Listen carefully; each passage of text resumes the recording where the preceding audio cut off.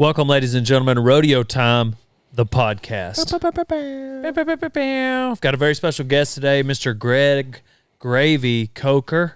Yes, sir. What would you describe yourself? Fighter pilot?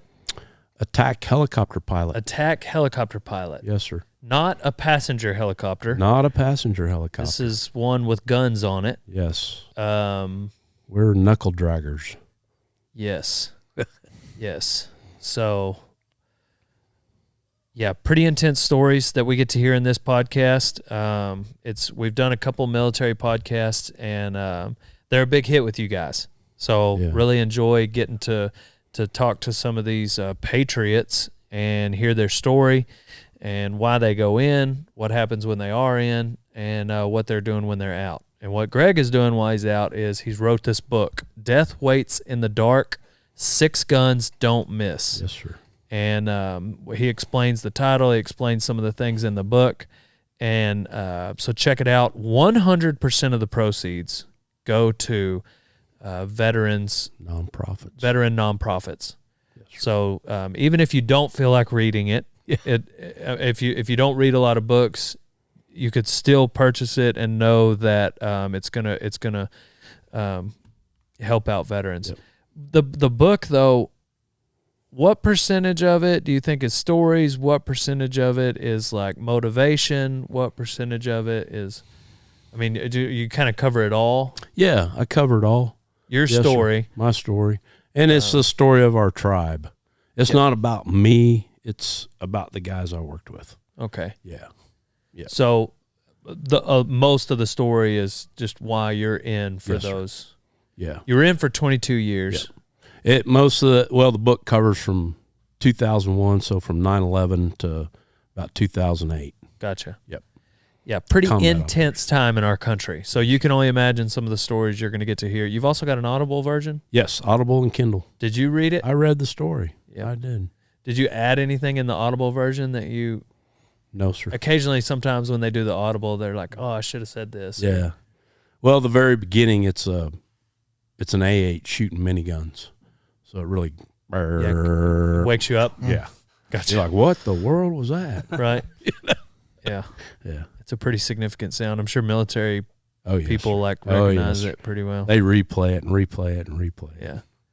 Well, thanks for having me. It's an honor and privilege. Yeah. Dale. We're going to talk about, just special operations. Yes, so, every operation is pretty important in the military. These are pretty interesting stories that we get to hear from these special ops. And one of the fighter, man, I didn't realize it was that kind of helicopter the whole time you were in. Yes, sir. Dang. And then we get to hear the story of Willie in his Sunday afternoon. Yeah.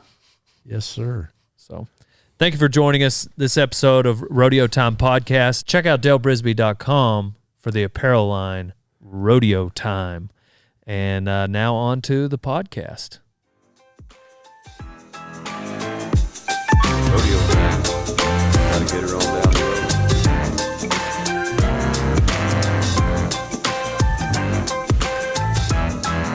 Rodeo Time all the time. You said you've been in the shop for how many days? One day. So you haven't been in the shop for a lot of days. That's what you were saying. Yes. 3 months. And you're building knives? Yes. Sweet. Yep. Hand making knives, hand forged.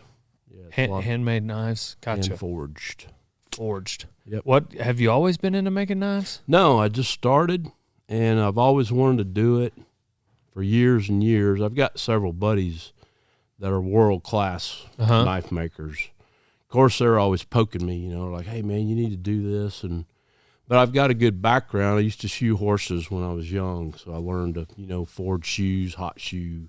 Yep. So I'm familiar with the steels and, things like that. And I got a buddy that lives in Jacksboro, and he set him up a shop. And he said, hey, man, come over and let's hammer some steel. So yeah, I got to hammering on railroad spikes and then moved up to, some good knife steel and things like that. So I built a shop there at the house, and I'm blowing and going. Nice. Yeah.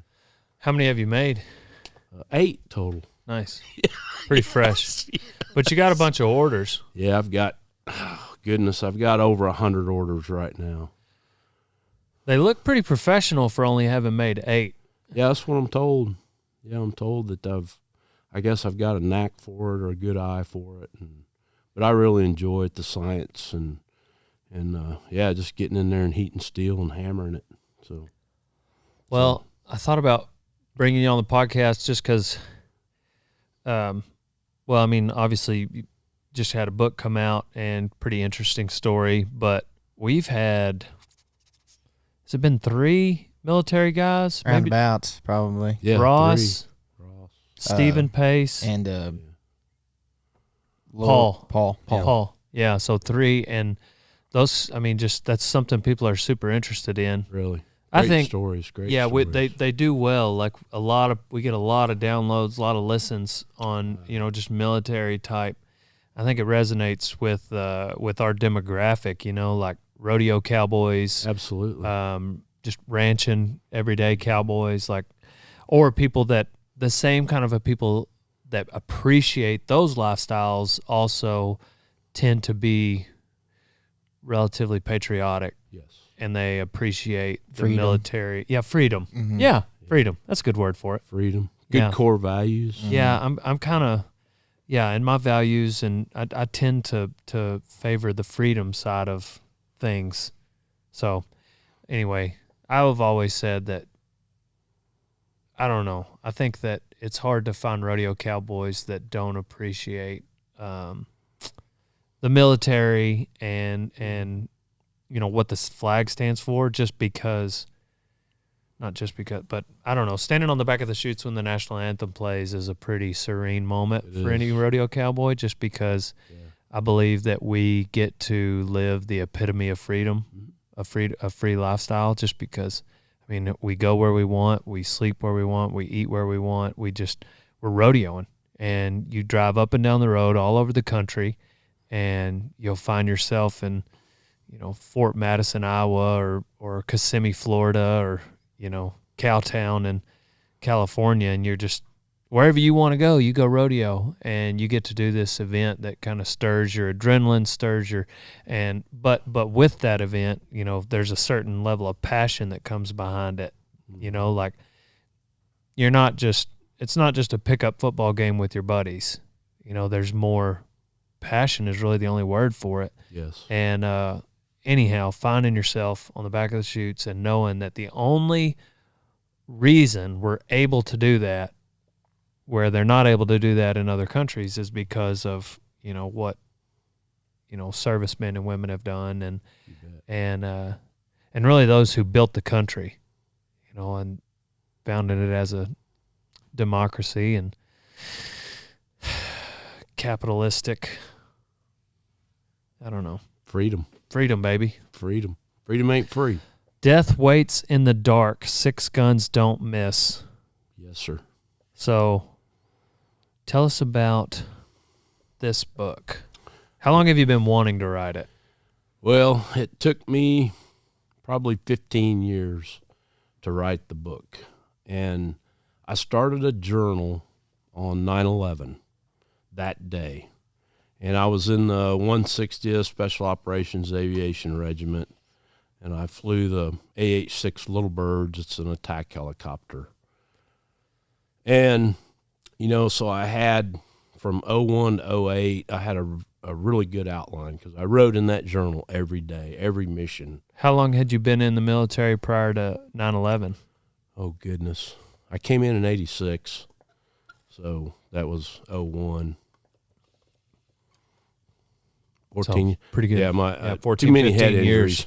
Yeah. Somewhere around a decade and a half. Yes, sir.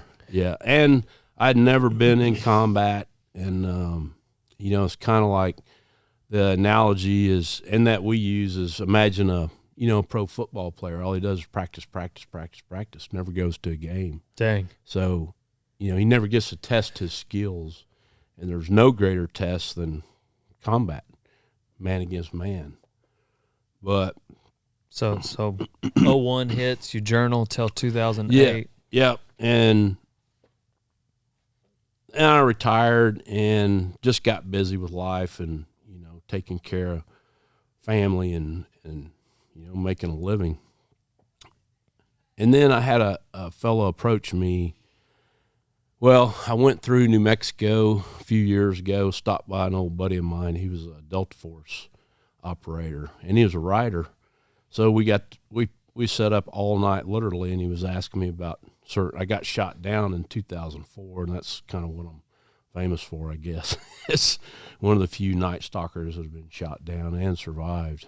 But so I wrote some stories for him for some internet soft rep, and there were a couple others. Well, they were very successful. I mean, one of them got like 250,000 hits and 150,000 hits on another one. So George Hand is his name, and he was kind of my editor and helped me write this book. So he started poking me quite a bit. And then another really close friend, Sergeant Major Kyle Lamb, a very well-known Delta Force operator. He had written some books. And I used to work for him. I was a firearms and tactics instructor for several years. And my nickname's Gravy. And he would say, Gravy, if it ain't written, it never happened. And God just put me in, all these places that wound up being historical moments. It wasn't by my choice or anyone else's. I just happened to be there. So I started to contemplate, writing a book. And for me, one of our mottos is the quiet professional. And I didn't want to be that guy. And I had emotions in there and, things, dark places that I've been to over my life, and I didn't want to put that out there for the world to read and see and look at. So, but after a lot of prayer and talking to folks, and my wife was my biggest inspiration. We were sitting there one night, and she said, hey, I want you to look at it like this. This is your legacy. You write this for your children and your grandchildren. That put the hook in me, and I started writing the very next day, and I was done, and it took me 89 days to write the book. Oh, dang. Yeah. That's not bad. That's all I did every day is just pounded away pages. Dang. Yep. So 01 to 08, I guess during that time you did obviously see combat. Yes. I had 11 combat tours in Afghanistan and Iraq. 11? 11. One in the stand and 10 in Iraq. What's... Oh, in Afghanistan. Yeah. Yeah. Yeah, the stand. Yeah. I thought you said the stand like a... Deer stand? Yeah, well, I was envisioning like something at like one of those, one of your airport kind of things, like something. Yeah, maybe. Yeah. Anyway, so what does death waits in the dark mean? Well, that's a Night Stalker motto, and we're Night Stalkers. We operate at night, and that's been the 160th motto ever since the inception, since the unit started in 1981. So death, we bring death. We transport U.S. Army Special Operations Forces, so Delta Force, and then the AH-6s, the gunbirds, we provide precision surgical close air support for the ground force. That's our whole mission in life. So it would be like specific missions where like y'all would do what, for instance, at night? Like what would be like something? Yeah, I'll give you for instance in Iraq. So our job was to hunt down, find, fix all the high profile leadership from Saddam's regime. So the deck of cards, maybe you've heard of that, but there were 55 bad guys, and some of them were Al-Qaeda. But our primary mission every night was we would find, fix those individuals, and then we'd either capture them or kill them in Iraq. So all throughout the country.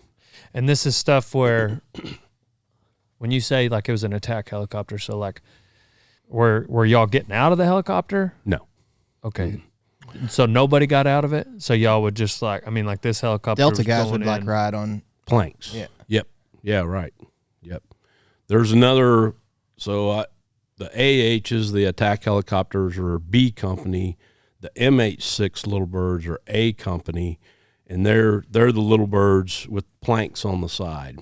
And then the operators, the Delta guys or the Rangers, would ride 3 to a side, 2 or 3 to a side. And then they can get those little helicopters on rooftops or in alleys or really tight places. And then we'd bring a bigger force in on Blackhawks. So the Blackhawks could carry anywhere from 8 to 10 guys, depending on the mission, a couple dogs that we'd use on target. So this helicopter is the one on the cover. That's the one that you primarily flew. Yep. So it's just you in there. It's me and a co-pilot. You and a co-pilot. Gotcha. Yeah, we carry 2 M134 miniguns, and then we carry 2 7-shot rocket pods. The M134 miniguns fire 62 bullets per second, and those are 7.62 by 51. Damn. So that's 132 bullets per second is what we put downrange. Wow. Yeah. Freedom. That's freedom. Why. That's sound of freedom. Yeah. That's why nobody has to get out of the helicopter. Yeah. When you asked that question, I was like, I don't think he's ever seen one of these. Like, I don't know. They're freaking. It makes the hair. Have you? Like just videos, not like I've never seen one in person, but it makes the hair on my arm stand up. Just it's the most violent thing on earth when those miniguns go off. So that's 4 guns. Where's the other 2? Their rocket pods are on the outboard, so they're 2.75-inch folding fin aerial rockets. We carry 7 in each pod, so they're 2 3/4-inch diameter. And then they've got an HE, a high explosive warhead in them. We carried mostly 17-pounders, so that gave us about a 50-meter kill radius. So when that rocket hits, it frags, and it'll spread out to about 50 meters and kill everything within that radius. So it doesn't look like sucker can't have that big a fuel tank on it. No, it's not very big. You're not. What's the longest you'd be out? Like if you take off from about a base? 3 hours. 3 hours. Yeah. We have an ox tank in the back of the cargo area, so it gives us an extra 60 gallons. And then we'll set up forward arming refueling points, or a FARP. So we have our NCOs, our sergeants, and our soldiers. So if we have a big area that we're going to go hit, then they'd push forward and they'd set up a FARP. So it's got fuel, bullets, and rockets. So we don't have to fly back an hour or 30 minutes. I mean, it'll be 2 to 3 minutes away from where the battle's going to take place. Was it ever just you going somewhere, or was there always like some ground support or like some sort of like additional type thing going on? No, our primary mission in Afghanistan from September 01 to December 01 was we would put out hunter-killer teams, just 2 AHs. We always have 2 aircraft. September 01. Mm-hmm. That quick y'all were doing stuff? Oh, yes, sir. The same month? Yes, we already knew who did all this. So. Dang, I thought it took a while. No. So, like that month, y'all went over there? Yes. Yeah. Well, not a lot of people, though. No, it was a very small package. Very small package. But our official, our official mission was 19 October 2001. That was Objective Rhino and Objective Gecko. And that was in Kandahar. Like how many people were over there total? For us, we were Task Force Sword. We were in the south, so we probably had, 180 to 225 operators. And so kind of like in Ross's scenario, like there's zero like infrastructure as far as like, y'all are peeing outside. Y'all are just kind of MREs, very bare bones kind of supply chain, I imagine. Well, no, we have probably the best supply chain on the planet, just simply because we're a special operations unit. Right, but you didn't have like we operate autonomously, but by ourselves. You didn't have like a fitness center No. where you could hang out No. on Chow a Sunday hall. afternoon like you might see in some of the movies or something like PX after and we'd been over there pool for 9 years. Yes, sir. Dang, I didn't realize anybody was over there that quick. Yeah, we got there pretty quick. So were you one of the first ones over there? Yes, sir. Yeah, sure was. And that was y'all went to Afghanistan first, right? Right. And then to Iraq and then back to Afghanistan. February 03, we deployed. So that's what Ross would have been. He was one of the first ones in Iraq. Yeah. That's okay. I was trying to remember. Yeah, because I wanted to tell him that I didn't want to pop his balloon, but we actually were the first ones into Iraq on 19 March, and then the rest of the force pushed on 21 March. Yeah. But our mission, again, we operated alone by ourselves, just 2 AHs, and then we had an MH Little Bird go with us. So if we got shot down or, they could conduct combat search and rescue for us, or they could watch our 6 o'clock while we were servicing or shooting targets. But it was a really good package for what we were doing. We did that for 2 nights. So we hit early warning radar and early warning sites because the force was coming on the 21st. So that's just kind of what we do. We sneak in, shoot the bad guys. What was your first interaction where you're pulling the trigger like? Well, I had a dual role in Afghanistan, and I was the fire support officer for the task force. So I was in charge of all fires. So helicopters, fixed wing, cruise missiles, whatever came into that country, I would plan and coordinate for that weapon system to get there. There's a lot of planning and deconfliction that has to go on because you don't want aircraft flying into bullets or missiles as they're coming down into the theater. But again, it was a very small package. And for instance, well, my first physical trigger pull in a Little Bird was in October of 01. However, I was dedicated an AC-130U gunship. So that's the big C-130 with a 105 millimeter cannon, 40 millimeter Bofors, and then a 25 millimeter minigun or a Gatling gun. So I started going into September, 1st October to set the conditions for the force. So we reconned routes for helicopters. We hit early warning targets. We hit radar. We just hit hundreds of targets prior to our big mission on 19 October 01.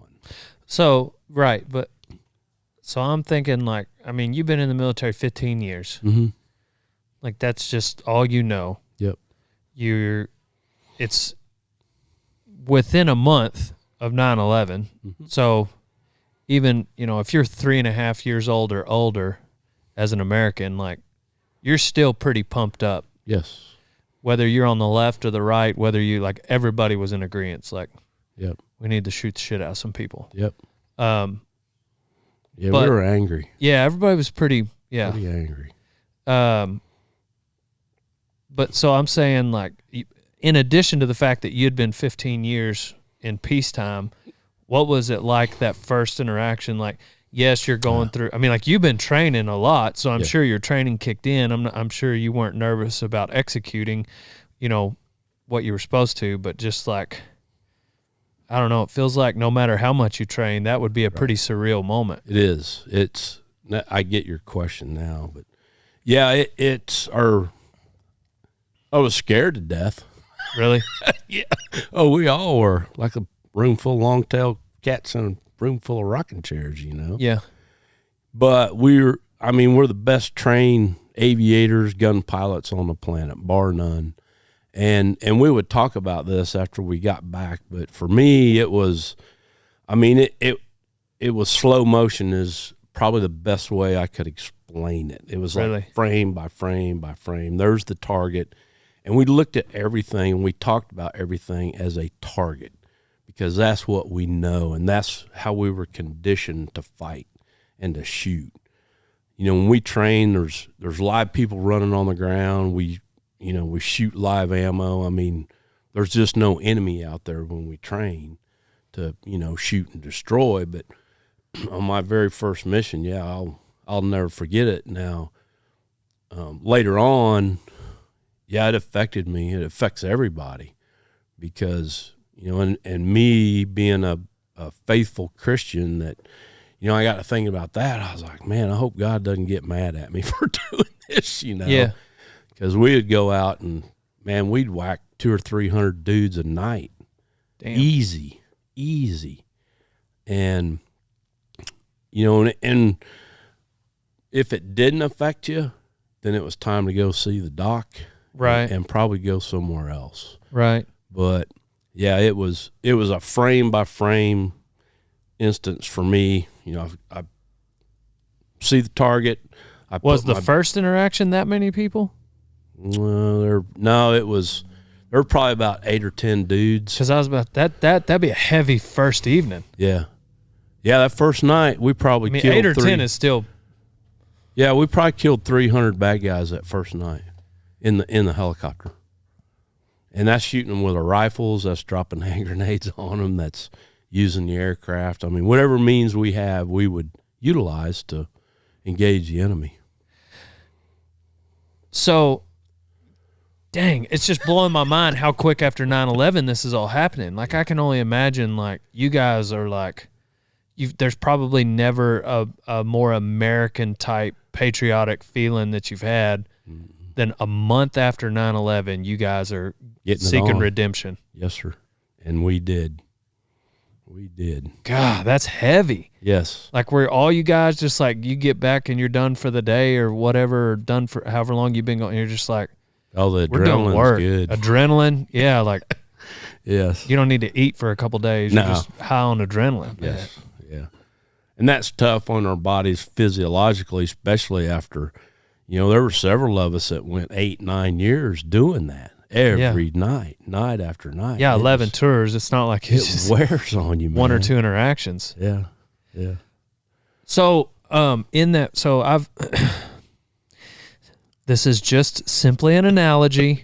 I'm not trying to compare the two, but like, there's a different feeling being on a bull rather than fighting bulls. Sure. You've got a lot more control when you're fighting bulls. Mm-hmm. The dangers are the same. Oh, yeah. But like, when you're riding a bull, like, it's kind of different because you can't really control sometimes where you land, how you land. You're up above them. When you're fighting a bull, there's just another level of control that you have because it's your 2 feet, and you make. Is there some? I mean, like, how did you feel? There's got to be some helpless feeling, like when you're in the battle, like you're in a dang helicopter, and we've all seen the movies where there's somebody with a, Black Hawk Down. right, oh, yeah. like standing Good. in a. That's a good. Do you have like was that constantly going through your mind, or you kind of block that out in the midst of? No, I mean, me for one, you focus on the task at hand, and as a professional, that's our job, and we're there to do that job, and we do our jobs the best that we can. And it's not until, like Black Hawk Down, for instance, a helicopter gets shot down. Well, everything changes when that happens, or a guy gets hit, he gets shot, or a guy gets killed. Well, it changes everything. So we have contingencies, we train, and then, we have these, if this happens, then we'll do this. It's kind of like fighting bulls or riding bulls. Well, he's going to come out and turn left. He came out and turned right. So my contingency is, if I'm right-handed, getting that well. He's into his hand, away from his hand. Yeah. Hung up, not hung up. Yeah. So I guess that's the best way I can explain. There's got to be moments though where like maybe there's a pause in the fight and you're just hovering, or you get some eerie feeling where it's just like, okay, it's too I got quiet. to either move, I got to fly somewhere different, or land, or do something. Just because. You bet. Yeah, that's with us all the time. But I'm sure that's probably why you were one of the first ones over there. Like, okay, Greg's been doing this for 15 years. He'll handle those moments better than this guy who's just came out of basic training. Yeah. Or a young, W1 or W2 hadn't been flying long. Yeah, I imagine so anybody flying a helicopter in battle probably didn't just, they ain't been in less than a year. That's probably some guys that been there 6, 7, 8 years kind of deal. In our unit, we're all, senior, mature soldiers and aviators. I mean, we've probably been flying 8 to 10 years. Yeah. Before you get to the 160th. That's part of the requirements because they want an aviator that's got some experience flying, and they fly in night vision goggles. And just keep in mind, this is all at night we wear night vision goggles. Dang, ain't got no headlights. Lights are bad, man. Daytime bad. We're not bad news. We're not day stalkers. We're night stalkers, and bad things happen to us. I mean, take for instance Black Hawk Down. It was a daytime hit. We lost 2 aircraft, because it's daytime and the bad guys can see us. So we use the night. So another thing about riding bulls, fighting bulls, especially 8 years of it, you get to the point where you can look back and think, man, I probably should have, maybe you're looking at a picture of something from 8 years ago, having been in it 8 years, it's just 19 different things you could have done different that day. Sure. Was it like that? Looking back at your first experience, was it like, wow, I could have been in a bind because I didn't know this, that, or the other. You bet. Yeah, I pushed the target, and I did on one instance. I pressed the target because I got target fixation because this was somewhat new to me, and I was kind of observing my work. I just shot a fuel truck and it blew up a bunch of people, and I was just driving into the target, and I was like, wow, this is kind of cool. You're just kind of observing, you mean? Yeah. You got caught in a moment? Yeah. Yeah. And the guys flying with kind of says, hey, you better brake. So a brake, I got to break away from the target. Yeah. Yeah. So absolutely. Do y'all have do you have video footage of all of it as it's going down so that you can... well, not from our aircraft. We'll have assets overhead that video this. Yeah, we don't have the room, or we're very limited on weight, and we're all pretty big fellas, so yeah, but they'll put an asset up overhead to video and to watch us. So if something does happen, then they can call and say, hey, we need some help out here. So, right. Yeah. And it's I've used bullfighting and bull riding as an analogy, and I looked back, and I was a calf roper and a bulldogger in my younger days, and I would think back to those, what if that steer runs out 10 yards and sets, and then I'm like, what do? I'm down in the well getting ready to run up on the steer. I rope a calf not the way it should have been roped, and so you're kind of thinking on the run because you can't stop and say, okay, hold on. Right, you can't start over. Yeah, you can't start over. And you can't, in combat, you can't say, hey, stop, you guys. I need to think about this for a second. Right. But yeah, it all goes back to your training. I mean, I don't care if it's hitting baseballs or riding bulls or broncs or roping calves or flying a helicopter. It's all about training, how you train and how you set your mind, to the task at hand that you're doing. How much of so you trained essentially for 15 years. Mm-hmm. How much of that 15-year training,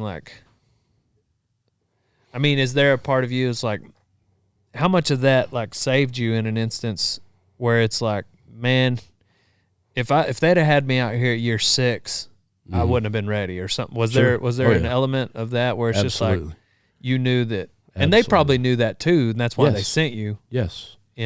Yeah, our commanders have full faith and confidence in our abilities. Right.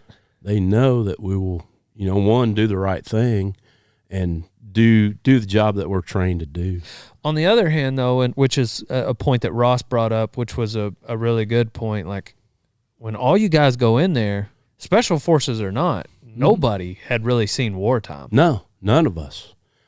All the guys in, our little unit, we were all cherries. We because all the Mogadishu guys were gone, retired, and moved on. So. Were there, and I'm not trying to act like I wouldn't be one of these guys. I probably would be one of these guys. But were there people even like on the special forces level, like once y'all start seeing like, you know, combat, that they kind of got exposed, like, man, they probably shouldn't be there? Yeah, there are a few. Yeah, you bet. Every man has his limits. Every man has his limits. And so, For sure. Because there's just nothing to compare it to. Mm-mm. You know, it's like today, No. man, I've had, you know, just in a random thought, you know, I'm driving down the road and I just have this fear of, like, let's say, you know, somebody attacking the U.S. I always have this follow-up thought, like, Lord, I pray that if in my lifetime or my kid's lifetime that this country were to come under attack, that it happen in the next 5 years. Mm-hmm. Because we've got so many hard-ass men that have seen battle, that are alive, that are ready to, you bet, like right now. You bet. And in 20 years, they're going to be gone. Mm-hmm. And we're going to be soft. Yeah. We're going to be soft. Yeah. And I'm sure there'll be some people that rise up and are ready, but sure, like, damn, if we were going to get attacked, like, wouldn't it be nice if the next like 5 to 10 years, the next 5 years they were to make that mistake? Just because, I mean, like, there's people right now still alive that could go back in, that there's damn movies, and books, written about, that people would go back in and just be like, okay, no, you got to do it like this. Yeah. No, don't go in that direction. Yeah. All right, watch, they're going to come around this building, like with Ross, you know. Hey, they're about to come over there. And then they come over there and they shoot. You know, like, that's pretty invaluable. Mm-hmm. It's and on the flip side of that, man, it's just heartbreaking to think of, like, early on in that war where people had to learn those lessons the hard way. Yes. Just absolutely heartbreaking. Yes, it is. It's an ugly thing. It's the most terrible thing that a man can ever witness. And with that being said, you know, like I saw a clip of Eddie Gallagher, you know, the other day. He was talking about, like, I just enjoy taking evil off this earth. Yep. And that's how you rationalize it. Absolutely. Absolutely. Yeah, and I mean, we all thought of ourselves as crusaders. I mean, as you should. And we are. I mean, and I try to educate people that, you know, they'll say, well, you know, this thing started on 9/11. Oh, no, it didn't.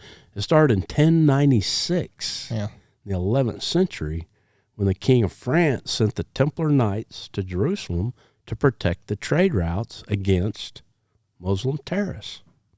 Yeah, that's a fact. And it'll never stop, ever, because there's 5 generations on the ground right now, people that hate us. So...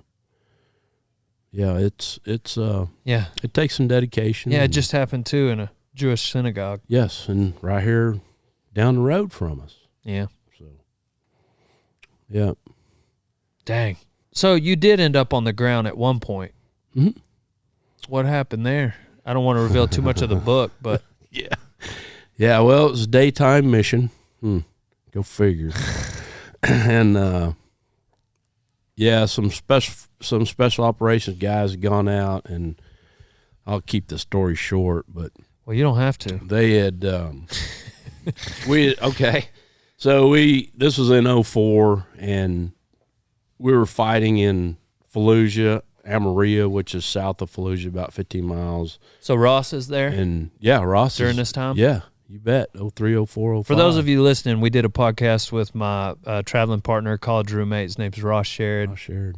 One of the first Marines in Fallujah at the time. He would have been in Baghdad too. Yeah, he was there when they tore the statue down. Were you there when they tore the? Mm-hmm. Yep. Dang. Yeah, we were operating all over the place. So, anyways, you're in Fallujah.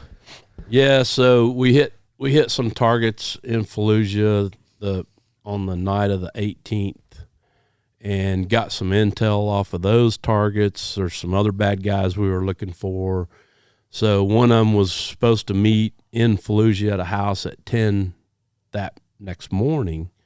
So we're like, okay, we'll run over to the FARP, hang out, wait till, 10 o'clock, go hit the target. So we did. We stayed at the FARP in our aircraft just because it was daytime, and the ground force, the Delta guys, they don't want us flying in the daytime because they know what happens. So they got a bad guy off that target, so we got some more information from him. Another dude we were looking for was down in Amarillo. So they said, hey, Sergeant Major said, hey, you guys go back to Baghdad, get some rack. And we've been up for a couple of days. And he said, we're just going to drive down there, hit this target, kill the guy, and come home. I said, okay. So about noonish, they had put out a radio call. They were in a TIC, Troops in Contact, TIC. So we jumped in our aircraft to go help them and got there on station. They were in Amarillo. Yeah, I flew, I don't know, probably 5 or 6 minutes. But, I mean, from the second I cranked that helicopter, the hair stood up on the back of my neck. And it was the Wild Wild West. That's the only way I can explain that area. I mean, there were bad guys everywhere. They were Al-Qaeda. They were, everybody had come to Iraq to fight the Americans. Is it, what's the terrain like? Y'all in a city? It's flat desert. Oh, y'all are out in the open. Mm-hmm. And then there's little villas, pockets of these little villas, with 8 or 10 buildings or houses or whatever. But this is just arid desert where we were operating. And the guys had parked there. They had 5 vehicles. They'd finished at the target and had come back to the road. And we were just covering them, so they couldn't sneak up on them or flank them or whatever the case. And I got hit with a SA-16 surface-to-air, shoulder-fired, heat-seeking missile. And it worked as advertised. That what these missiles do is they seek the heat of the engine. Gotcha. So helicopters, jets, any aircraft, that's what they were designed for. It's a Russian weapon system. It's very highly advanced also. We didn't even know they had them in country at that time. Really? No. Wow. And they actually did forensics on my helicopter and found some very small pieces of metal to confirm or deny that was in fact an SA-16. That came from Russia. Yep, that came from Russia. I wonder how they got their hands on that. I've got a theory. I've got a theory, but yeah, he had one, and there'd been like 7 aircraft shot down. We called that the Devil's Triangles. It made a triangle from Fallujah, Ramadi to Amarillo. So they'd had 7 helicopters shot down in that triangle in just a few weeks. Were they all with those heat-seeking missiles? Mm-hmm. Yep. Yours was the first? Mine was that number 8. Okay. Of this particular, and every one of these missiles, it's kind of cool. They leave a signature that's only that missile. So an SA-7 leaves a certain smoke trail. An SA-14 leaves a certain smoke trail, and they corkscrew. So it's either a big wide corkscrew or a tight. We look at pictures and videos of these things. So if we do see it, we're like, that's an SA-14, or yep, that's an SA-7. And 2 of the Delta guys had seen the shot and told me that it was an SA-16. It had that signature, a real tight corkscrew, kind of grayish black smoke, and that was, that's the signature of that missile system. But they did forensics on the aircraft to confirm. It's crazy, like the kind of the information you think you have in your brain. I could see something going down the highway. Yep, that's an Easley trailer. Yeah. Yeah, no, that's a gooseneck or a Big Bend or. Yeah. Yep. No, that one's an Easley. That's a big text. These guys know, no, that's an SA-7. They make that in Russia. It's a heat-seeking missile, and we need to land the helicopters now. Yeah.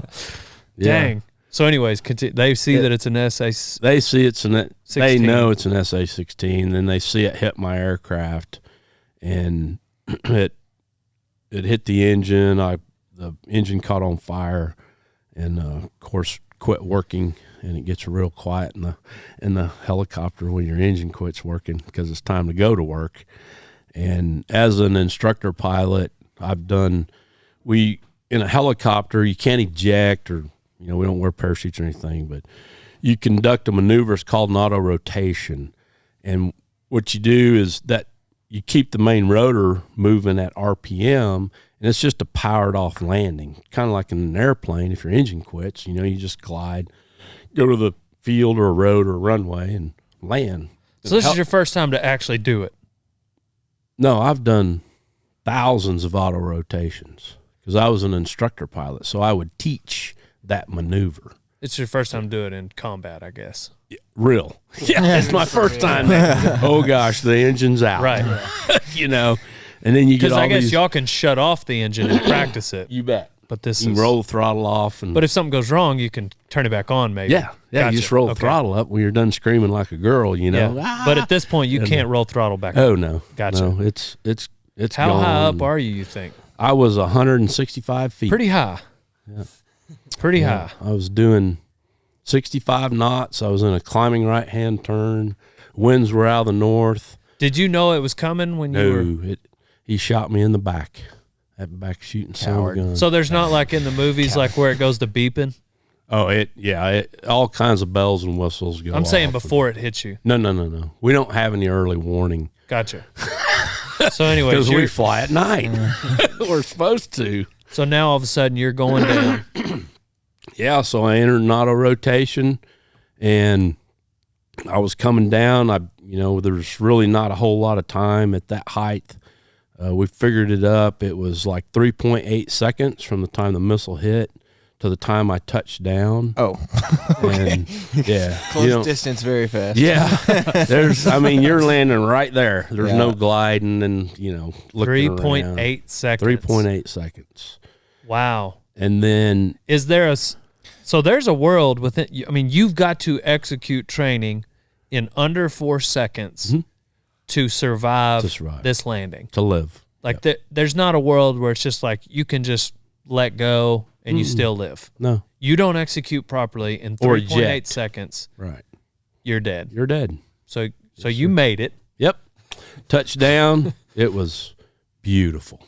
It was smooth. The guy I was flying with said it was the best auto rotation he'd ever seen in his life. I said, well, it's kind of like, welcome. Yeah. You're welcome. Well, he said later when we were kind of talking about it, I got kids, you got kids, and if you slam on the brakes, you throw your arm out. Well, he said I threw my arm out in front of him as we started to roll, and I touched down, and I was thinking to myself, I was like, all right, man, we got this. I'm going to get me another helicopter, come back here and kill these guys because they shot me down. And we slid about, 35, 40 yards ish. And it's just dirt that, people think it's sand everywhere. It's not. It's just dirt and it's dust. It's like powder.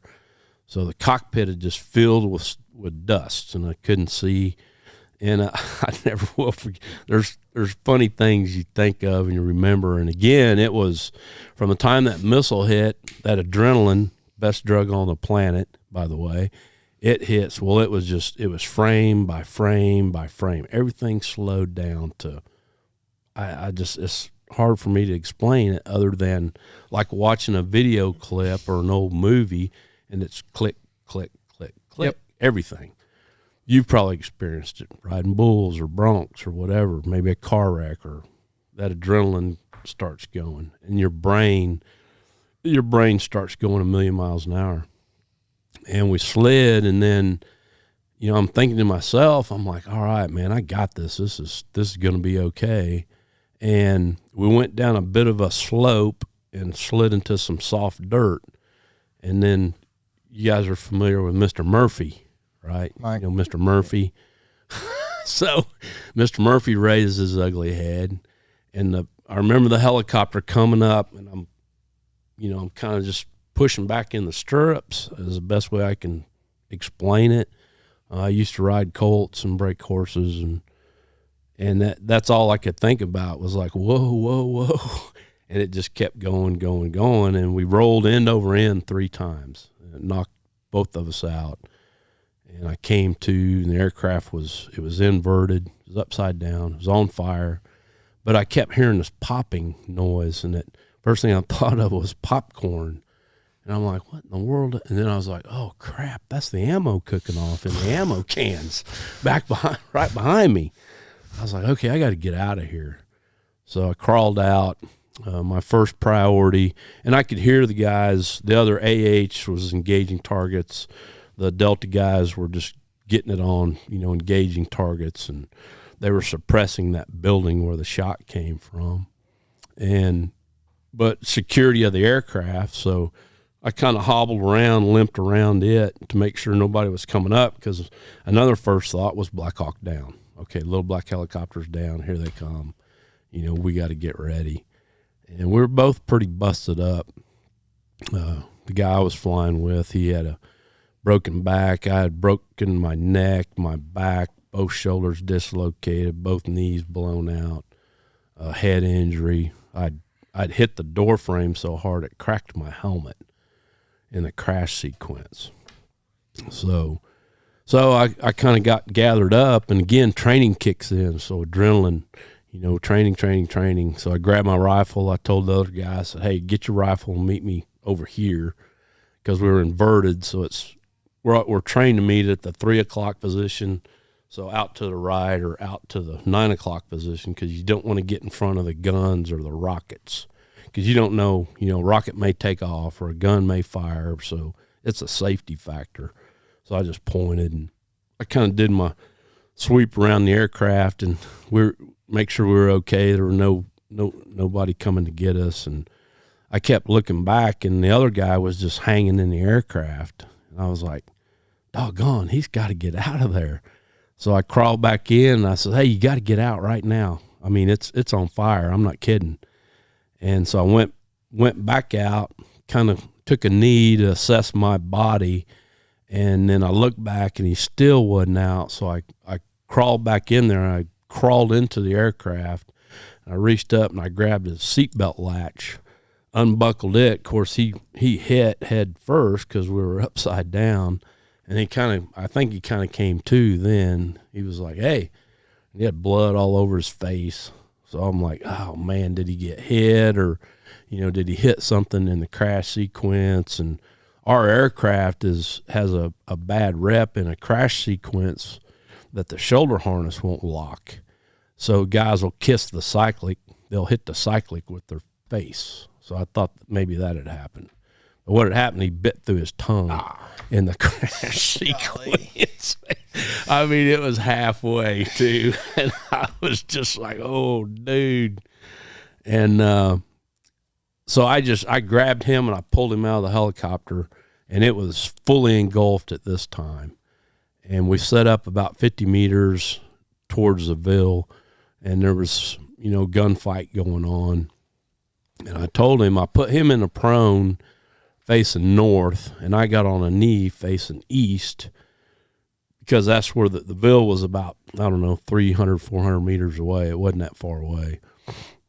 And I said, hey, if you see something, just sing out, best you can, or squeeze me or whatever, and we'll put 2 sets of eyes on it, 2 guns, and because we're both kind of jacked up right now. So I didn't want to shoot a friendly. And I said, I'll do the same. I said, if I have action on my front, then I heard this truck come up, stopped. I'm like, oh crap. I said, hey man, I got a truck. So the other dude, he kind of scooted around, and then I saw a ball cap, then I saw a head, and this dude was running. Then I saw a beard, and I was like, oh, I know him. So it was one of the Delta guys. It was Chaz, and he come running up to us and grabbed us and hugged us, and he was like, man, we thought you guys were dead. I said, we ain't dead. He said, what do you want to do? I said, I'm going to go find that son bitch and kill him. He's like, get in the truck. Let's go. So we spent the next 6 hours in a gunfight right there outside of Amarillo. Yeah. Just another day in the office, man. Dang. Helicopter burn up. Yeah. So I guess your shoulders went back in? Mm-hmm. Yeah. Is that the first time you had dislocated them? Yes. Yeah. Yeah. Did they ever come out again later? No, they didn't. Yeah. No. Yeah, I had like 5 surgeries on the left one, 4 on the right one. They surgically made sure they weren't going to come back in. Gotcha. Yeah, they put anchors like, I don't know, 8 or 10 anchors in each one. And went, through the series, I've had over 30 surgeries. Yeah. 30? Mm-hmm. 30, in October was my 39th. Wow. Yeah. Over 40 pieces of titanium in me. All from that crash? Mm-hmm. Yeah. All from that crash? All from that crash. Yes, sir. Yeah. Wow. God is good. He's got a plan for me. So, you had a good landing. Yes. Yeah, it was perfect. And it was textbook. 39 surgeries. Yeah. Old Murphy, he raised his head. Yeah, if I hadn't went back and we looked at it, but yeah, there's soft dirt in the skids. What happened, that momentum in the skids just stuck, and that's what propelled us in. Gotcha. Over in. Yeah. But that helicopter, it was designed to break up if it rolls. Howard Hughes developed it back in 1957, and we are still flying that thing today. Of course, it's been upgraded. You know, it's got more rotors, bigger engines, more technology, but same helicopter, man, they flew in Vietnam, same exact one. But the tail, it kind of looks like an egg when you look at it from the side, and some of the guys still call it the killer egg. But it'll just roll, and the tail boom breaks off, the rotor system breaks off, and and you're safe inside that cockpit. Yeah. Did you? How many different engagements do you think you had in 11 tours? Over 600-700 gunfights total. Oh. Yeah, we were busy. It's like 2 years straight. Were there a lot of guys? How many guys had seen that many in Oh, all of us were pretty much. Yeah. Yeah, all of us were, pretty much on, target-wise and mission-wise, it was about the same across the board. Yeah. As far as special operations guys? Yeah, special ops guys. Yeah, I got you. Yes. Good point. Yeah, we hit targets. We worked every night. And, it's nothing. That's just our mission. And from, in Iraq from 03 to 06, we were just, our job was to find those high value targets, the leadership, and to kill or capture them. So, where they are is always, their guys protecting them. And there's going to be a gunfight every mission. And we do 5 to 7 a night, different targets. Oh, dang. Yeah. Yep. Yes, sir. In the winter, so it's dark longer, so we have more operational time. So we could hit 6, 7 targets, maybe 8 in the winter, whereas we can only hit 4 or 5 in the summer because the darkness was shorter. Mm-hmm. Yeah. I'm going next Monday to do a podcast with Marcus Luttrell. Yeah. And his brother. Mm-hmm. Good dudes. Did you ever interact with them? No, sir. Yeah. No, there's SEAL teams. And again, there's designations. So there's white special operations, what we call white side, and then black side. So special forces, Green Berets, Navy SEALs fall in to white soft special operations forces. Okay, and then there's a black soft, so that's Delta, SEAL Team 6. The Rangers are kind of back and forth between the two. The Rangers are always with us. When it's Delta, the Rangers 160th. That's America's team. When something bad happens, we're the first ones to go. If it's hostage rescue, if it's direct action, if it's, whatever the case, that's who's going.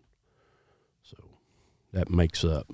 If that confuses you even more, but yeah, there's kind of two different sides, and we didn't work with Green Berets, Army Special Forces, or Navy SEALs, the regular, SEAL Team 2 or whatever. What interactions have you had with him? I just met him. I met him years ago down at a gun manufacturer down in Leander, Texas. Yeah. Yeah, we're shooters. And, yeah, nice guy. But, yeah, I saw him down there a few times. Yeah. And I'd seen him, different events. Right. Yeah. Gotcha. Yeah. Yes, sir. When was your last deployment? I got back in March of 2008. What made you decide that was your last one? My boss told me it was time to go home. Oh. Because I was busted up and hurt. I'd come home. I'd go do a tour. I'd come home. I'd get a surgery. I'd PT, physical therapy, and then go back and do a tour. I'd come home. I'd get a surgery, and our docs had a plan for me, because I told them I wanted to keep deploying. I wanted to keep doing my job, and it's crazy. We all thought, if we weren't in theater, we were like, oh man, we might miss something, Yeah. Yeah. FOMO. Yeah. We might miss something. The ultimate FOMO. We wouldn't take leave. This is crazy that way. But in theater. Mm-hmm. What do you mean by in theater? In Iraq, in the combat theater. Yeah. Yeah. But yeah, so old man came up, my boss came up, put his arm around me one day and says, "You've been all you could be. It's time to go home." And I told the guys, I'm no longer an asset. I'm becoming a liability, and that hit me on my last tour. I mean, it drove it home. I could fly, I could do my job, but if something happened, I wouldn't be much good. I mean, I could probably lay on the ground. How do you mean? Just because of my injuries. And like you weren't going to be able to run as fast if you had to get out? I couldn't carry my buddy, and that's part of what we do. I mean, in that last tour, like you really feel like you legitimately couldn't, or you're getting to the point where you think you might not could? I was getting to the point, yes. And the other guys recognize it too. And I told them, I mean, we all watch over each other. Right. And so I realize you're talking about special forces. So like it's a different, I'm just curious if it's just kind of like switching from an asset to a liability. I mean, that's a bold statement, so like I wonder if it's like, a civilian's definition of a liability is probably different than what you were talking about at that point. You bet. Yeah. You bet. Yep. Yeah, I was focusing, pain would take a lot of my brain power, I guess is the best way to put it. And, you just suck it up. There's a lot of distractions, I guess. Distractions. Because of the pain, the different. You're hurt, you're rodeoing. Well, I got to go, man. If you take that, right, if you take that one crash out, how much longer you think you could have gone? Oh, man, I could have gone as long as I wanted to. But we were all tired. I mean, and there were 8 of us, I think 7 or 8 of us from our little company of 24 operators retired into 07 and first 08. So over a third of that combat force, we were just tired, man. We were wore out. Yeah. And I'd been hurt, and the other guy that was with me, he got out because of his injuries. Yeah. So you had been in 22 years? Mm-hmm. 22.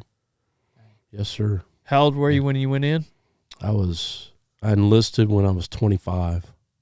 Yeah. I was older. Took me a little while to figure out what I wanted How long was it before you started flying? It was 1989. So I was 29 when I went to flight school as a warrant officer. What was your job before? Before I went in the Army? No, before you. I was an infantryman. I got you. Yeah, in the 101st. Oh, dang. Rifle bullet launcher.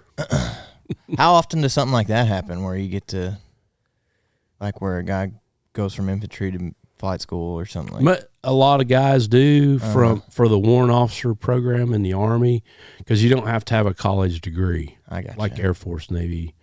One of their selling points, the Army, is from high school to flight school. You can literally, an 18-year-old can submit his application and he gets selected. He'll find himself at Fort Rucker in flight school as an 18-year-old. Is it pretty tough? Yes. Yeah. Yeah. Yeah, it's hard. They're probably even tougher on some of y'all since they do know you didn't, for instance, go to college. Mm-hmm. Sure. Yep. Yeah, but it's good. It's good training. I look back, I wouldn't change anything. I didn't like getting shot down. Yeah.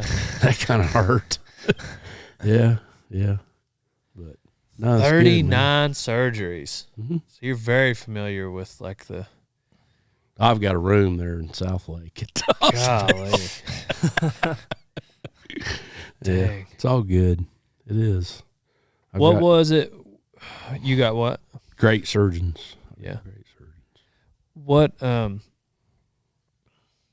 I'm just kind of intrigued at that moment when people realize this is for them or this isn't for them. Mm-hmm. Just because it's something that, again, just an analogy, but like people that like want to ride bulls, for instance, like it looks simple on TV. It's only 8 seconds. Broncs. How hard could it be? Broncs probably more so than bull riding looks pretty simple, especially like if they're like, well, I ride a horse all the time, you know. Mm-hmm. But it's actually much different than what it appears to be on TV, you know? Yeah. I imagine, like, being in the military is the same thing. So, like, just, like, what did you see in guys, like, when I'm hiring somebody, like, you just never know. Mm-hmm. They could have a great interview. They could have a great resume. They could have a great first couple of days. But it just takes a couple of months to realize if they're going to cut it, you know? Yeah. Like... And so I imagine it's kind of the same thing, like some of these young guys that come in there that had never seen it. Mm-hmm. Like Absolutely. And then on the flip side, there's probably some guys that surprised you and be like, man, I thought you were going to be peeing down your leg, but you're a freaking warrior. Yeah, there were some that. Do you have any instances of that you remember, like being surprised at somebody? Yes. Oh, yeah. A few. Absolutely. Yeah, I was like, okay, man, this guy, I'll go to war with him. I mean, he grabbed up his rifle and went to shooting bad guys with effect. Maybe they even surprised themselves. Yes, yeah. And there are a few that, you know, they're like, I was like, holy cow, man, I thought this was the baddest mammer jammer on the planet. Can you think of any specific examples of somebody surprising you like that? It's kind of a specific question. Yeah, I mean, we're all highly trained professionals, and you're always being reviewed. Right. A ground guy or a aviator, you're always on a check ride. You're always being reviewed by your superiors, by your leaders. There's no room for mistakes, and if you make one, you get fired. I mean, if a guy has a negligent discharge with his weapon on the range, you're gone. We can't afford that. Yeah, I mean, the standards are extreme. It's hard to. I always used to say it's hard to get there. It's even harder to stay, because I would say to myself, why am I here? I mean, these dudes are, you know, they're the best on the planet. Right. But I worked hard, and you know, it's in your heart. And the big thing that we look at is that a man he never quits, ever. I don't care how bad it gets. You just can never, ever quit. That's what we look for. Right. We all come from different walks of life and, you know, raised with different values or religion, but we all come to this common place to where we want to serve our country, and not only serve our country, but go to the best units in the world and be a part of that. And you're surrounded by the best soldiers, operators in the world. Yeah, bar none. And that helps. That really helps. Because you know, a guy knows is like, if I get in trouble, it's all about the guy on the left and right. It's not about mom, dad, flag, any of that stuff. When you get in a gunfight, you know, it's about the guy on the left and the right, because that's who's going to get you home, or you're going to get them home. Yeah. Yep, it's just trust and love for one another. It's the best way I can put it. 600, 700, how many type battles, how many total enemies do you think you're responsible for? I don't know, man. Haditha Dam was a big one. That was in one April of 2003, and it was like there were 132 of us as Rangers, and then our 4 AH, and then, or no, 2 AHs and 1 MH that we brought as a, combat search and rescue or medevac or whatever the case. But there were over 4,000 enemy on that target. And Just that one thing. Mm-hmm. Yeah. And I saw reports. They told me we killed between 800 and 1,200 dudes the first night. We were there 7 nights, 7 days. It was like the Alamo.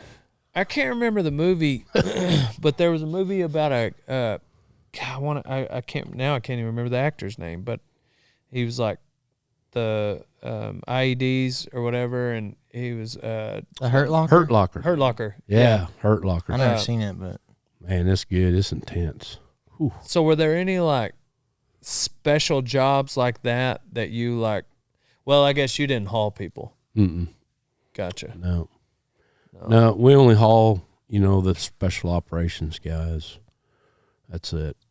And they'll have EOD guys or, but guys you personally did, I guess occasionally you might end up in flying one of those helicopters, huh? No. So you were always in one of those? Yep. Always in attack. On your book cover? Yes, sir. Gotcha. Yes, sir. Always attack. You might have just been around a helicopter that hauled them. Mm-hmm. Yeah. Yeah, you bet.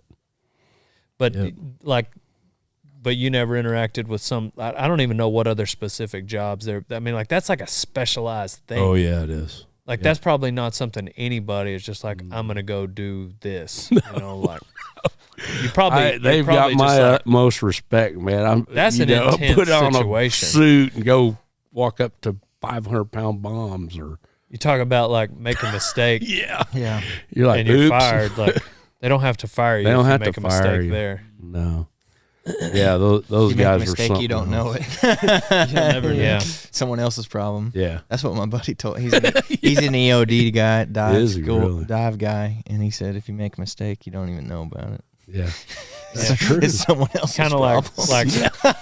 like Ross, Dear like Mrs. Ross Smith. saying, it's funny when you duck when you hear gunfire, because Yeah. the one you needed to duck for you don't hear. No. The one that gets you never hear it. Dang, just shot down the one time. Yeah. 11 tours. That's all it needed. That's right enough. Yeah. But I'm saying like 39 injured, 39 dang. Surgeries. Dang. Yeah. Is there any story that you wanted in the book that you didn't put in there? Couple. Yeah. Because they're classified or because No. Just Was there anything you did? I may want to run for office one day. I don't know. Yeah. Was there anything you did do classified? Not in the book. But I'm saying like just in general. Oh yeah. This is the play. You can tell those here. We won't. Yeah, it's safe. We'll edit it out.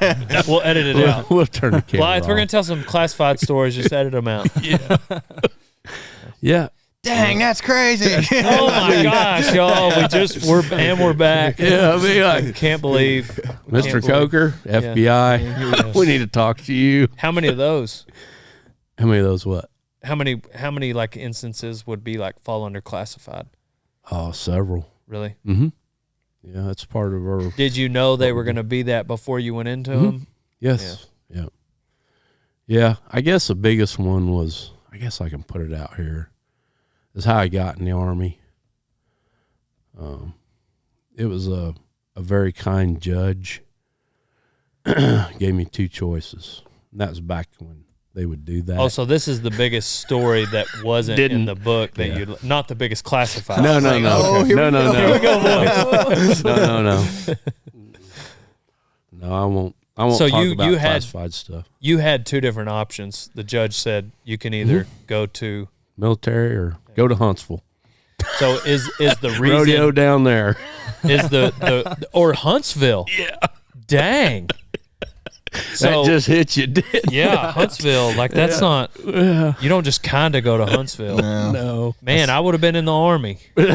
My ass would have been in the damn Army. Yeah. Did he chose that branch? You couldn't have like chosen your own branch. He did. I'm almost positive he said Army. Yeah. Yeah. We were going to hold up a train on horseback. Oh, wow. I'm not kidding.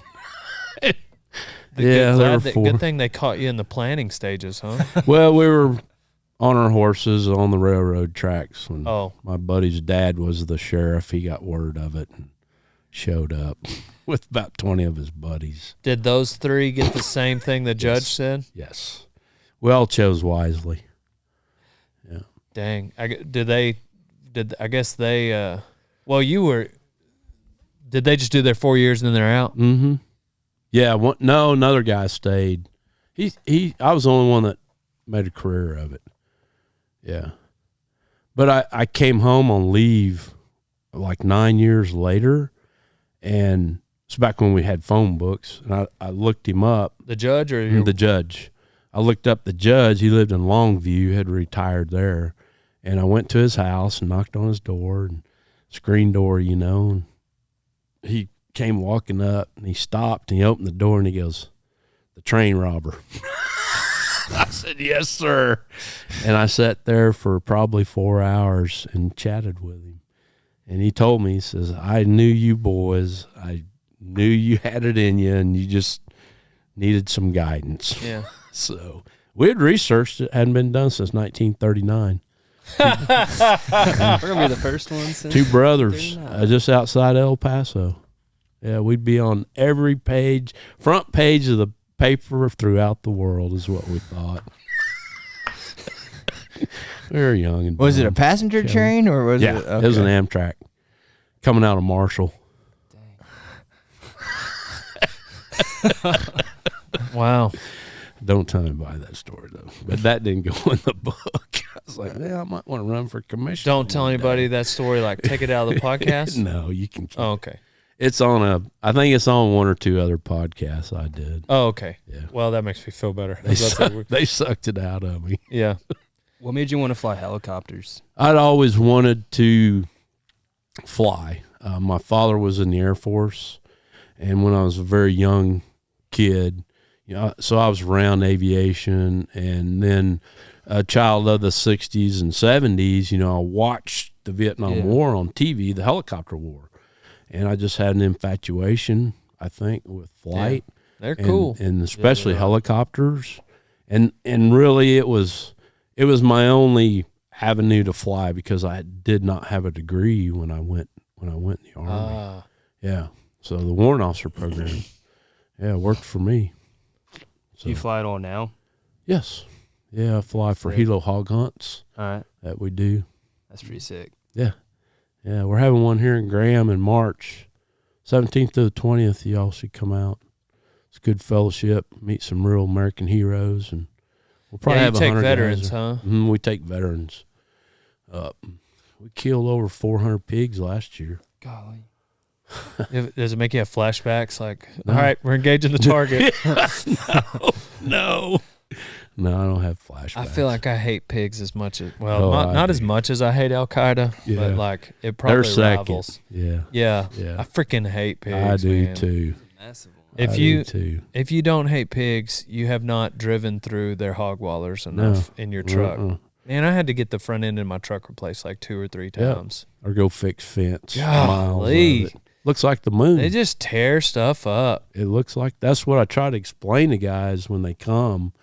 I'm like, you're going to see these wheat fields and they're destroyed. Yeah. They have to bring in a D8 bulldozer to fix it. Yeah, it's you just can't like this. drive through it. They can They're dig "What?" like feet into the ground. Yeah. They Tractor don't will just tear up your tractor. They dig feet, like a couple of feet. Yeah. I mean, it would be as big as this table. It's not very chill of them. And it'll be as big of an area as this warehouse. Yeah. Crap. Oh, yeah. Easy. Dude, they get a big enough pack. Like, there'll be holes as big as this table.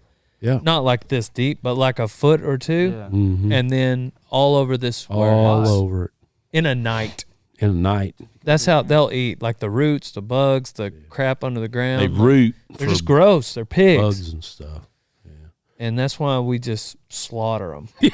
Yeah.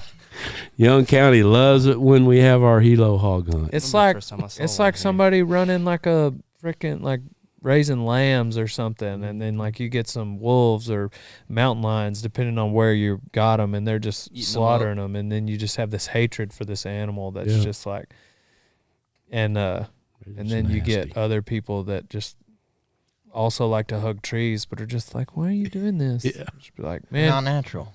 They're invasive. They're invasive because they cause $40 million in damage every year in our state. Millions of anyway, millions, whatever. But yeah, helicopters, Yotes too. Do you ever hunt Yotes out of them? Yeah, I prefer Yotes over the pigs. They're just more challenging. Yeah, they're a lot of fun. I guess you probably got to go faster. Yes. Yeah. Yeah. You got to go way faster. Like you probably got to, and you really got to shoot. I think I shot 22 in one day. Those pigs will get up to a lope. Yeah, yeah. They're kind of fun to watch. I kind of giggle. But then the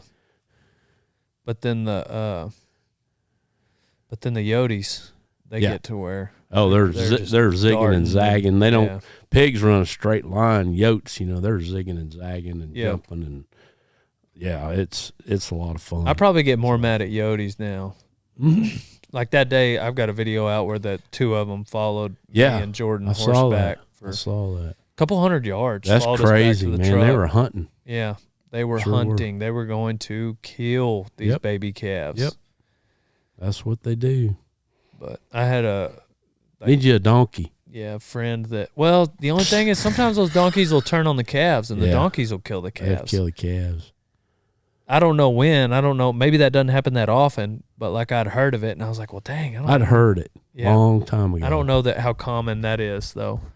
I guess a good one probably wouldn't. But I heard of a Yote picking up my friend's dog, taking it off. Gosh. Had a little dog. No kidding.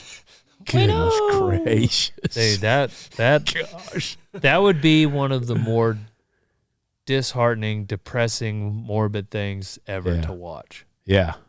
Yeah, you couldn't do anything. You can't no gun in your hand or close or that would break my heart. I got a gun in my hand yesterday. Did you? I heard somebody flew a drone over my house. I heard. No kidding. And I had a shotgun out quick. Yeah. And came back, but it flew high, and so we jumped in the Can-Am. Try to follow it. We did follow it. Did you? We followed it back, and it was one of my buddies. And I said I was about to shoot the shit out of it, and I was not gonna feel bad. In Newcastle? Yeah. Oh god. I would have had zero remorse. Yeah. Even if it was if it would have been I wanted to shoot it so bad. So bad. Like, I told him, I was like, ooh, you almost lost the drone. You almost lost the drone. But he's got some property way back behind mine. And they were just... Oh, is that buddy? Not Mick. Oh. A different guy. He lives down the road. It's behind Mick's place. And he was like, I saw you got some bleachers. And I was like, no, I didn't. No. That's what happens when you go to snooping. Yeah. It was actually somebody with him. It wasn't like actually him flying it. But I said, I almost shot the shit out of your drone. He was like, I know, I saw you running in the house. It's like, no. Well, God, it pissed me off. Yeah. Yeah, that would make me mad. I'm not gonna lie. You know what I mean? Like I'm just chilling out there. I could have been naked out there. Watering some trees. I've been watering my trees. Yeah. I don't know. Gardening or whatever. Yeah. Anyway. Yeah, I don't like that. Anyway, Joe Rogan shot down a drone. Yep. I would have done the same thing. He shot down a drone. I would have. I will if somebody. I'm telling you, I would be. I may more get excited. my drone though, and just dog fight him. I would have been. Yeah. I'll shoot it. Yeah. Gosh. Did you guys have to do any training for that? Like fighting in another force with helicopters or anything like that? Oh, yes. Yeah. Air to air? Yeah. Yes, sir. Did you ever You bet. experience that? I used to pray to find a helicopter. Yeah, I bet. I did. Because But y'all never did? Mm-mm. Well, hopefully we don't have to go back. Yeah. Because now you would have to fight against our own helicopters. Yes. Yep. Yes, sir. We would. Have they figured out how to fly them yet? I saw one video of them. They're not just compared to they're just going crashed across the it in the runway and ocean. They crashed it. Yeah. They're just trying to figure it out. And it's just like sideways and just done. Yeah, I bet. What a Those are knucklehead. hard. Like, it's probably a lot harder to fly a helicopter Yes. than an airplane. Yeah, I it's bet. way harder. And these aircraft are even harder than. That's what surprised me. Like, they won't let you fly as a warrant officer. They wouldn't let you fly an aircraft, but you can, or like an airplane or a jet, but you can fly a helicopter. Because I've always heard that it's a lot harder. It is. Yeah, I fly both, and helicopters definitely. You have to move all your right hand, left hand, both your feet are always moving. Mm-hmm. If you move one control, all the others have to move with it. Whereas an airplane, you trim it up, Yeah. sit back, drink your coffee. You know, There's no whatever. autopilot on. There's no autopilot. What happened with Kobe Bryant's helicopter? It was. I don't have all the Right. the reports, but when that first happened, and this happened to me, is that whoever was in charge of him or whoever owned that aircraft or whoever was paying for it forced him to do something that he wasn't capable of doing. Yes. And It had to do a fog, huh? yeah, he and there's, you have to learn to fly instruments. Okay. So you get an instrument ticket and you have to practice it a lot, because you get in the clouds and it's just a whole different world. You get spatial disorientation or whatever the case. So you have to trust your instruments, because that's all you're looking at. Yeah. That's it. You can't see, so you're flying by instruments. And he hadn't been, the last I heard, he wasn't current in instruments. So he just flew into the mountain. Unbeknownst to him, he couldn't see it because he was in the clouds or the fog. So, yeah. I've had commanders try to make me do something that I wasn't comfortable with or wasn't capable of doing. Yeah, I would just land. I'd be like, nope, not doing it. I'm landing right here. That's another nice thing about a helicopter. If the weather gets bad, I can just land. Yeah. So go knock on somebody's door and say, hey, I'm out in your pasture back here. Don't shoot. I'm a good guy. Yeah. Dang. Yeah. Yeah, he flew into the mountains. It's unfortunate. Yeah. I'm nervous of them. I probably won't go on a Helo hog hunt. I mean, like if I did, it would be with you. Yeah. But I don't have a like an angst to like I don't crave it. Sure. Like, hey, I want to go. Yeah. Like I dislike pigs very much. I love to see them stacked up, but I don't personally crave to be the one in the helicopter doing the deal. Yeah. Before I would probably do Yotes over. Oh yeah.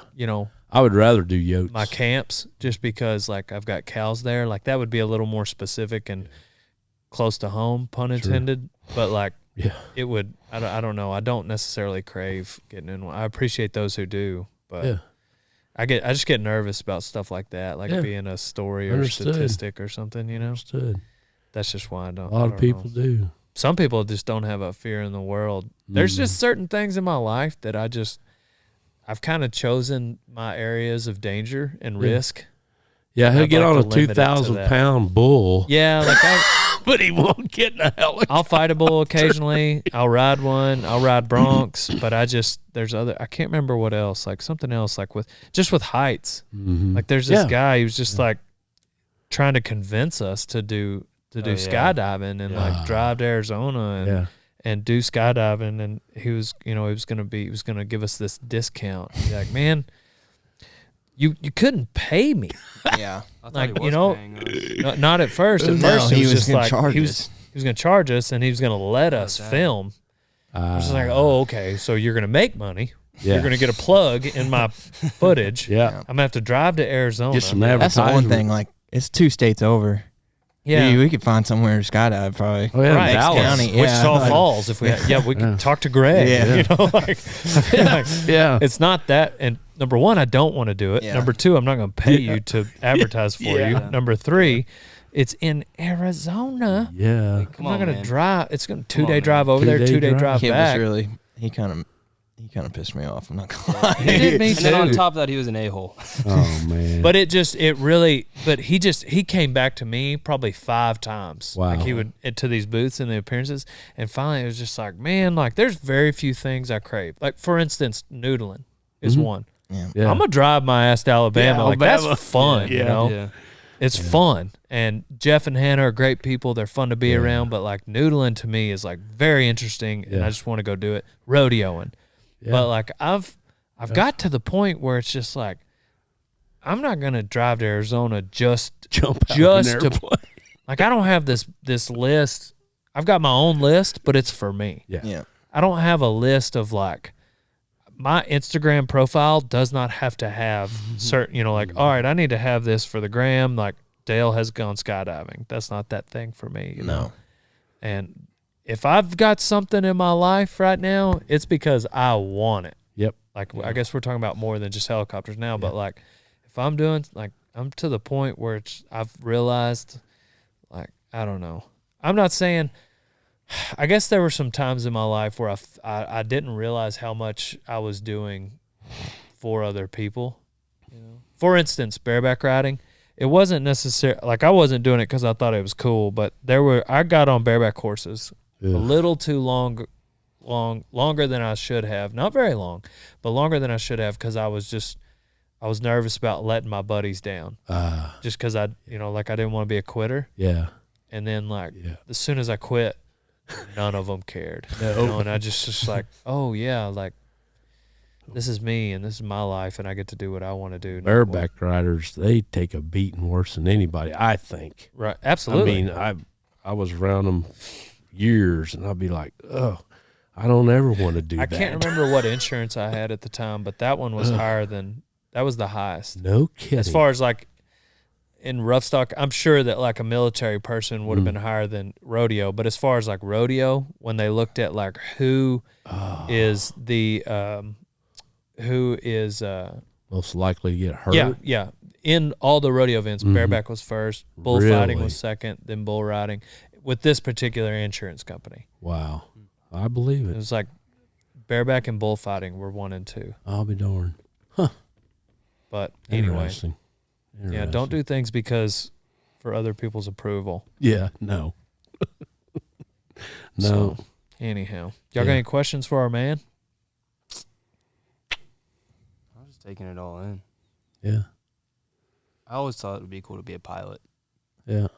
but I think it's cool to be an intern for Dale Brisby now. That's Tell cool. that again. We want to make sure they get that. I think it's cool to be an intern for Dale Brisby now. Yeah, there you go. Bingo. Word. Respect. I didn't want to finish college either. Yeah. Yeah. You're I'm glad you did it. You're getting schooled. Yeah. Yeah. Yeah. Winnebago Getting an University. education. Yep. Gang, gang. You bet. What about you, Donnie? You got any questions for Greg? I feel like I asked a lot of questions, but was there any other units like that mirrored you guys' capability, or were you guys it? We're it. Really? Now, the Air Force, they have a special operations capable helicopter unit, but they're not a direct action unit like the 160th. I mean, there is another special operations capable, but there's nobody on the planet that does what we do. Not even in the Army? Like that was one, really? Yep. Yeah, we were formed after the failed hostage rescue in Iran in 1980, 81. And the Delta Force commander at the time, Sergeant Charlie Beckwith, Colonel Beckwith. So after that failure, because it was a mixture of Air Force, Army, Navy, I mean, it was terrible. So Colonel Beckwith went to Congress and says, hey, I want my own Army helicopter unit to support Delta. They're like, roger that. So 1981, 160th was formed, Night Stalkers, and the rest is history. Where did the number come from? Where did numbers like that come from? Like 160? Yeah, because there's not a 159th. Yeah, there's a 159th. Aviation, 158. What was 158? Really? Yeah, 101st, 82nd. It's usually so there was tied a 100th to the airborne? 101st. 99th airborne? No, they're not. They're not No. all. I got you. Yeah, I used to think the same thing. they're tied to the division. So you got the 82nd Airborne Division. So they have 82nd Aviation, the 101st Airborne Division. They have the 101st Aviation. Yeah, but they don't have a 100th. No. Do they? Yeah. So like, why would they? Why the number? That's just they've been designated by probably Department of Defense. I mean, those units have been around since the 40s. Yeah. I wonder how they got a good I don't ring know how to they. them. That's a good question, though. They got a good ring to them. Well, the 82nd was an infantry division before they became an airborne. I think 101st has always been airborne. Airborne. Right. Yeah. I get that. What I'm saying is just the actual numbers- name. The number. Why where didn't they does- call it the 67th? Yeah. Or I think that's the just rather the than numbers they gave 82. them. You know. Like, Yeah, I wonder. that's. I don't know. I've never asked that question. That's a good I've question. always wondered it. Like every time someone says it, and then somebody will be like, "Oh, that like, about? man, he knows the 101st. Yeah. I wonder if he knows the 102nd. Yeah. I wonder if he knows. What's Like that that's about? what goes through my mind. 1st Marine Division. Yeah. Yeah. 2nd Marine. Anyway. I'm gonna find out. Yeah. Well, we usually end each podcast with some life advice. So Yeah. I don't know what. Never ever quit. Ever. I don't care what you do.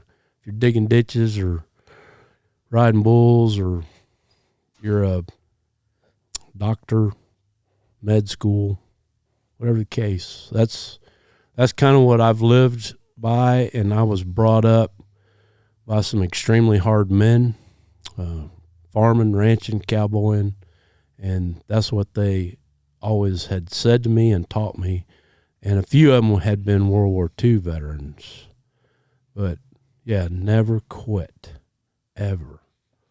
And if you don't, you're going to win eventually.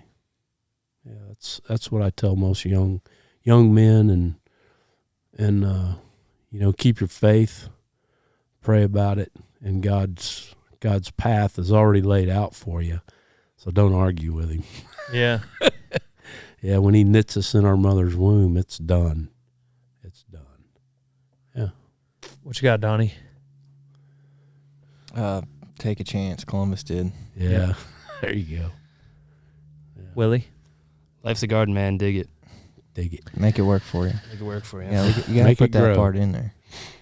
I can't quote movies like you can. I can't get them exact on. So. Grow. Laughter is the best medicine, unless you're treating diarrhea. I almost found that out the hard way yesterday. Uh-oh. That's why you didn't want to go to town with Willie? Oh no. No, we were somewhere. Poor Willie. What? Me and Cole, we were going to town to eat with Lisa. Yeah. She invited us. We Yeah. were standing there, and so we were going to town, and It's when I was we walking back out, trees. and I see Willie walking down the road. And he was like, "Is that Willie?" So yeah, we back up, and we were like, "You okay, man?" He was like, "Yeah, I'm going over here to water the trees." Yeah, he seems kind of bummed out. And Yeah, I I was was like, just watering "Oh, trees." well, I watered most of them. You want to jump in, go eat with us?" "Well, I don't want to ditch them other guys." And I was like, "What other guys?" And he was like, "Well, I left 3 at the house." And I was like, "Oh, well, I respect that, but I mean, they also could have gone with you to water these I told you I trees. was I'm gonna sure water they the won't be. trees. I I'm told sure you I they was won't gonna be water them. offended." And he was like, "No, I don't want to ditch them, but if they could go too." I was like, "All right, well, I'll call Lisa." So I leave. I called Lisa, and she was like, "Yeah, they can come." So I called Willie, and I was like, "Oh, this is good news. Hey, Willie, they can come." He was like, "Oh, good, I'll call them." He calls me back like 3 minutes. He was like, "They don't really want to go, so I'm just gonna stay here." I was like, "Do you want me to turn around?" He was like, "No, it's okay. I'm just gonna water trees." Well, I get back home and they all got Sonic and didn't get me anything. Oh, that's sad, man. Holy smokes. And Donnie's like, "Why are you so bummed out?" I don't know, get maybe Sonic. because my friends are crappy. You said you were going to Lisa's. No. I was like, well, I'm probably just going to stay Oh, here now. poor Willie. Water some trees. Yeah. I what'd told him I was going to water the trees the day before, so I What'd you have for dinner? some mac and cheese. Mac and cheese. I did not know you were coming back. If I would have known you were coming back, I would have ordered you some Sonic. That's hilarious. That's funny. It just was just added to. I was like, I'm kind of pissed off now. That's like 3 times. Like you were like, I don't want to. I mean, it's not your fault No, either. it's not. I was just. But it's just funny. He was like, "No, I don't want to dish my friends. I'm not gonna go with you at all." and then I come home to find out. And then that they were like, "No, we don't want to got go." So then he had to miss out again. and then they got without him. You got to miss out 3 Just made times. me think like, why am I? Should have just got in the car and went. It was all just a misunderstanding. It was communication. Yeah. That's funny. That's Are you funny. in a better mood today? Why were you so down? I wasn't. You were down. I was not down. Yes, you were. You were down. No, I wasn't. Are you down about your growing? Yeah. That is actually making me. That's like the most humiliating. What? How do you say it? Humiliating? Yeah, that's the worst. Because like you're just sitting like, guys, you guys get on. I can't. He's talking about riding bulls. Like I've been getting on the barrel to see if like I can like hold myself up. Yeah. Maybe it's making me mad. Maybe it's an actual injury. Well, that's what I'm thinking. Could be. But it's just making me upset at this point. Yeah. It's been some really nice days. Well, you don't plan on going anywhere, so you got time. Yeah, I mean, I've got nothing to really get prepared for. It's just fun getting on them, and it sucks seeing everyone else having fun. Yep. And not eating their Sonic, and then you're just sitting there mac and cheese. You didn't get any Sonic. Sonic. Yeah.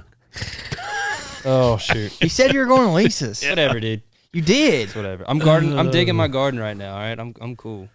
I'm cool. Well, check out the book. Death Waits in the Dark. 6 Guns Don't Miss. I'll just add one thing so I donate 100% of the proceeds. Oh, dang. Yeah. 100%. To date, $40,000 is what I've given to nonprofits that support vets and first responders and their families. Dang. It's cool. That It's is cool. cool. Wow. Yep. Did not know that. Yes, yeah, sir. so Death Waits in the Dark. 6 Amazon. Guns Don't Miss. Greg Coker, Yes, the sir. author. So what's your Instagram? Shield 91. Shield91. Shield 91. No underscore anything? No. Let me check. Yes, sir. Let me check. At Shield91. Deathwaitsinthedark.com. It's my website. Yeah. Yep. SHIELD 91. Shield So- 91. Yeah, check out Mr. Coker. Check out this book. 100% of the proceeds go back. Death Waits in the Dark. Yeah, and if you would like to be notified of when these podcasts come out, just text the word podcast to 940-353-0890. And now I believe we are on to the next one.